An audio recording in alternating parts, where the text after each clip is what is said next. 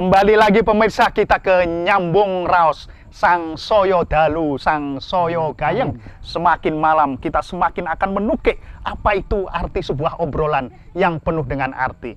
Namun sebelum itu saya pesankan kepada Pak Tako, kenapa ini hanya wedang tok? Ini marake masuk angin ini. Nah, mana jajan yang istimewa? Ah, ini jajan ini sangat istimewa karena ini tradisional yang mungkin setelah Mas Adam jadi wali kota akan mendunia. Oh, udah. Ya. Terima kasih. Oh, Coro Bikang. Sana. Nah, yang nanti itu masih banyak, Pak. Oh, masih banyak, nggih. Selalu siap menyediakan. Mantap, Mas Adam. Saya ulangi lagi pertanyaannya. Berarti setelah Mas Adam ini berkompetisi dengan teman-teman yang lain, ya, Mas Adam dinobatkan menjadi juara calon wali kota apa istilahnya itu? Waktu itu predikatnya sebagai figur wali kota masa depan. Figur wali kota masa depan. Lah nanti kalau Mas Adam sudah besar, masa depan lagi kapan jadi wali kota? Nah ya, terus bagaimana cita-citanya setelah menjadi pemenang itu? Apakah ke depan akan merintis apa yang selama ini sudah dinobatkan itu, ataukah mencari atau punya cita-cita lain? Harapannya ketika saya sudah nanti di bangku kuliah, saat itu saya ingin melakukan penelitian lah, terutama pada inovasi saya untuk Kota Pekalongan, yaitu saya ingin membuat waduk buatan di mana itu untuk menangani rob di Kota Pekalongan yang sudah menaun. Oh iya. Jadi nanti setelah di bangku kuliah itu nanti rencananya akan mengadakan penelitian bagaimana untuk penanganan rob dengan cara membuat waduk buatan itu. Iya, waduk buatannya juga tidak khusus menangani rob, tetapi juga itu menjadi salah satu pusat budaya di Kota Pekalongan. Misal ketika menjadi waduk buatan itu kita adakan festival tahunan. Maksudnya di sekitar waduk itu gitu ya. Sekalian untuk tempat pariwisata di Kota Pekalongan sendiri. Iya. Terus secara akademis, tadi saya menyinggung dari Pak Yuli sama Pak Rozak ya, bahwa itu kan sebuah lomba ya. Tapi secara akademis dengan kurikulum yang tadi sudah disebutkan oleh Pak Yuli itu, Anda bisa mengikuti itu atau merasa bingung atau bagaimana? Ketika kurikulum Pak Di, ketika sekarang saya kelas 11, kurikulumnya masih dulu KTSP ya Pak. Ya. Dulu apa Pak? KTSP. Kurikulum tingkat satuan pendidikan. Kurikulum tingkat satuan pendidikan. Kalau sekarang Pak? Kurikulum 2013. Kurikulum 2013 berarti sudah mengalami perubahan gitu kan? Belum Pak. Oh belum. Masih yang lama. Masih yang lama. Jadi gimana? SMA 3 sekarang mengampu 2 kurikulum. Mengampu 2 kurikulum. Jadi karena kita merupakan sekolah piloting.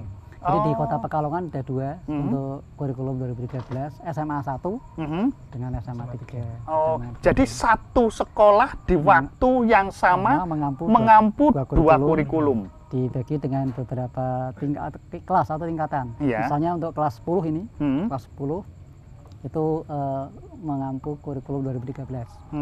Kemudian yang kelas 11 dan kelas 12 itu masih KTSP.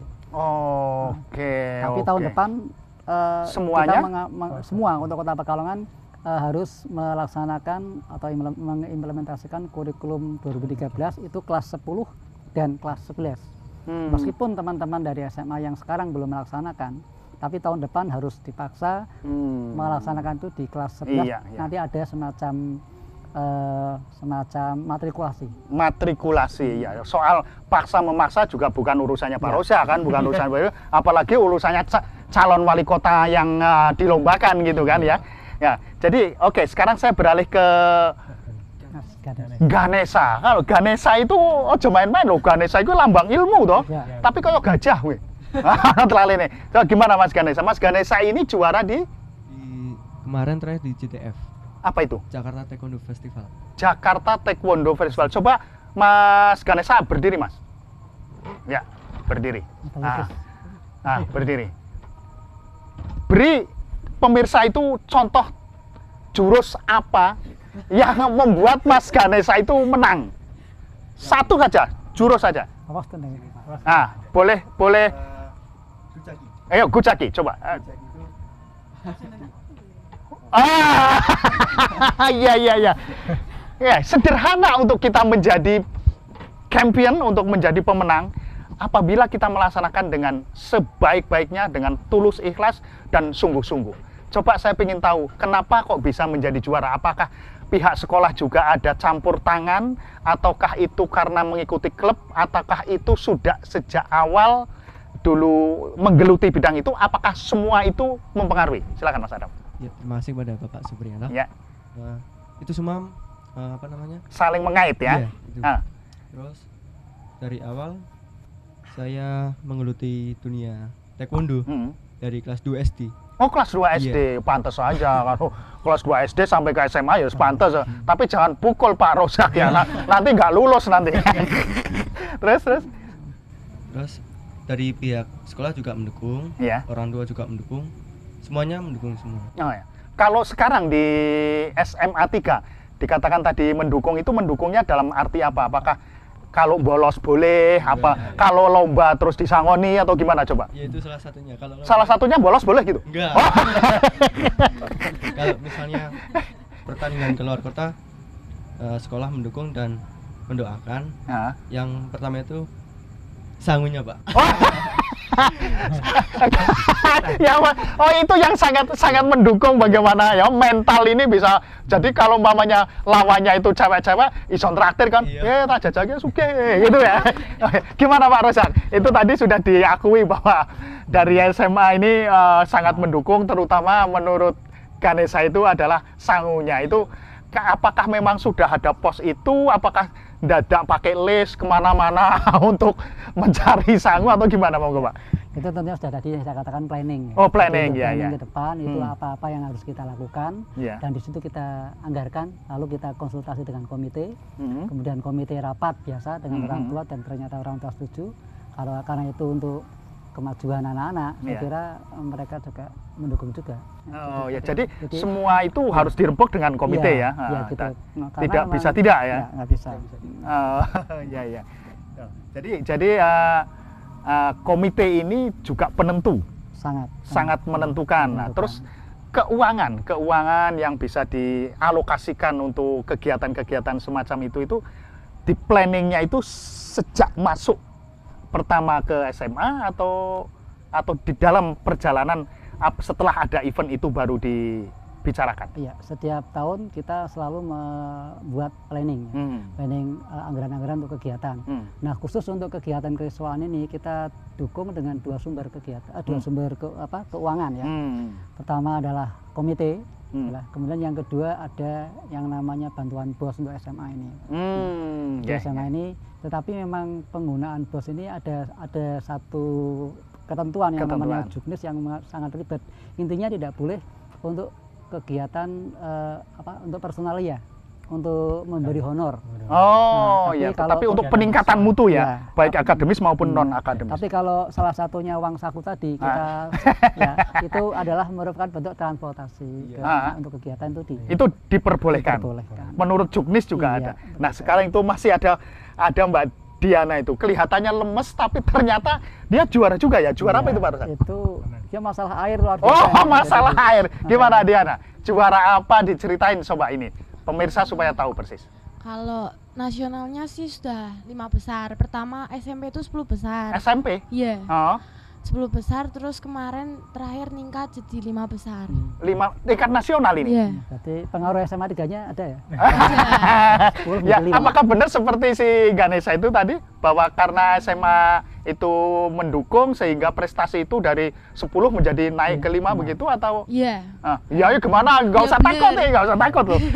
Ya benar, Pak. Oh ya benar ya. Iya. Terus gimana latihannya? Jadi di samping secara supporting yang dari dalam, dari Pak Rozak, dari masyarakat, dari orang tua itu, proses pelatihannya bagaimana? Kalau latihan sih aku setiap hari dari Senin sampai Jumat. Tapi latihan paginya Jumat, Sabtu sama Rabu. Oh, Jam itu 5 pagi. jam 5 pagi itu atas Ikut inisiatif dari Ikut klub soalnya. Oh, ikut klub. Jadi ikut klubnya sejak tahun berapa? Dulu kecil kan sakit paru-paru, Pak. Aha. Habis itu dokter nyaranin buat berenang. Itu privat dulu. Oh, Habis itu kok privatnya gurunya bilangnya kamu ada bakat gitu sama mama.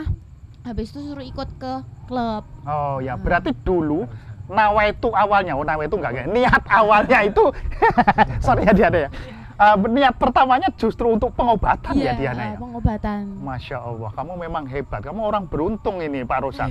Pak Rosaknya beruntung ya. Pak Rosak kalau pengen gendut, ya bisa renang ikuti Diana, ya gitu kan. Makanya banyak soalnya Pak. Ya, makanya banyak setelah renang. Baik, ini pemirsa. Jadi kita harus meyakini persis bahwa apa yang kita anggap sebuah kekurangan, apabila kita itu terjuni dengan sungguh-sungguh dan penuh keikhlasan, ternyata itu adalah sebuah kekuatan.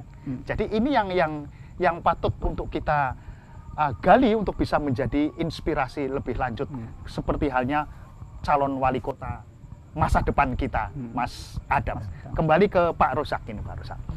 Bahwa tadi sudah saya katakan, anak-anak, kemudian guru, kemudian kepala sekolah.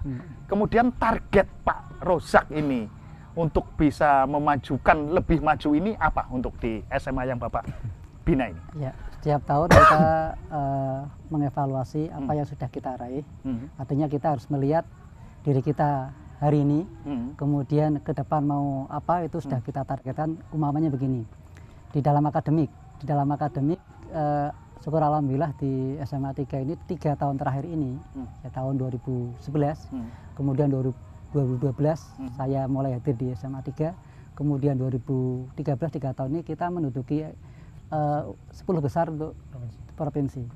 Oh, untuk 10 besar apa ini? UN, rata-rata UN. Rata-rata UN. IPA IPS?